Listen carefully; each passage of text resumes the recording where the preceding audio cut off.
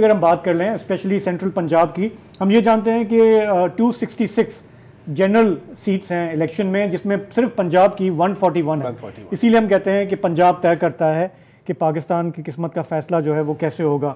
तो अब तक जो आप देख चुके हैं, ये तो अब हम जानते हैं कि पीटीआई आउट है, उनके इंडिपेंडेंट खड़े हो रहे हैं, इस्तेकाम पार्टी है, पीपल्स पार्टी थोड़ा सा मसल फ्लेक्सिंग कर रही है।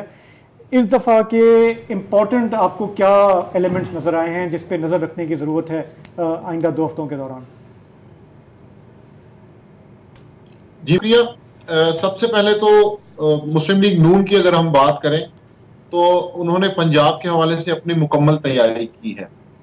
उन्होंने पंजाब के अंदर तकरीबन 9 सीटों के ऊपर सीट एडजस्टमेंट की है। बाकी तमाम सीटों पर उनके कैंडिडेट मौजूद हैं। सिर्फ 2 सीटें उन्होंने खाली छोड़ी हैं, एक बक्कर से, एक डेरा गाजी खान से। इसके बरक्स बाकी तीनों सूबों के अंदर उन्होंने 49 सीटें खाली छोड़ी हैं। तो इससे आप अंदाजा लगा सकते हैं कि मुस्लिम लीग नून की सियासत का महवर पंजाब ही है और उनकी बाकी 3 सूबों के अंदर कितनी दिलचस्पी है।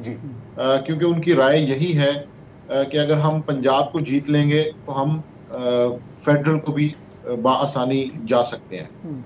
तो इसलिए मुस्लिम लीग नून की तरफ से उनका फोकस पंजाब पर नजर आना समझ भी आता है। क्योंकि इवन 1997 के अंदर जब उन्होंने 2/3 मेजॉरिटी ली थी, उस वक्त भी उन्होंने बाकी सूबों के अंदर तकरीबन कोई 30-31 जगहों पे टिकट्स नहीं दी थी। उस वक्त 207 की असम्बली थी। तो मुस्लिम लीग नून का ये ट्रैक रिकॉर्ड है कि वो सिर्फ और सिर्फ पंजाब पे फोकस करते हैं। इसलिए हमने देखा कि उन्होंने टिकट्स की एलोकेशन के अंदर एक बहुत तवील वक्त लिया और उसके बाद उन्होंने उन उम्मीदवारों को फाइनल किया। तो मुस्लिम लीग नून का ये ख्याल है कि अगर हम पंजाब से 100 सीटें सिक्योर कर लेते हैं तो फिर हमारी हुकूमत साजी का रास्ता हमवार हो जाएगा। इसके बाद मामला है तहरीक इंसाफ का। चूंकि अब तहरीक इंसाफ के पास इंतखाबी निशान नहीं है, उनके लोग आज़ाद हैसियत में सामने हैं। हर कॉन्स्टिट्यूंसी के अंदर, हर सूबाई और कौमी असम्बली के अंदर उनका बैलेट पेपर मुख्तलिफ है।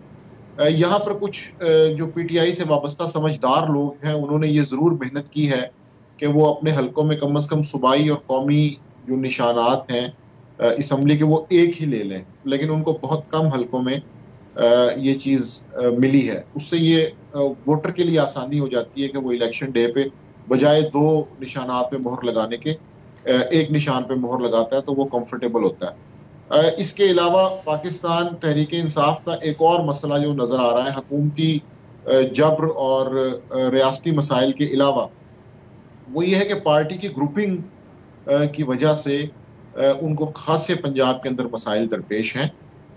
कभी टिकट्स चेंज होती हैं, जब से बल्ला नहीं रहा उसके बाद से टिकट्स बहुत ज़्यादा चेंज होना शुरू हो गई हैं। जिस लॉबी का जोर पड़ता है वो अपने टिकट्स लेके आते हैं। लेकिन इसके बावजूद भी अभी जो एक असेसमेंट की गई है उसमें ये पता चला है कि 50 के लगभग सीटें अभी भी तहरीक इंसाफ हासिल कर सकती है।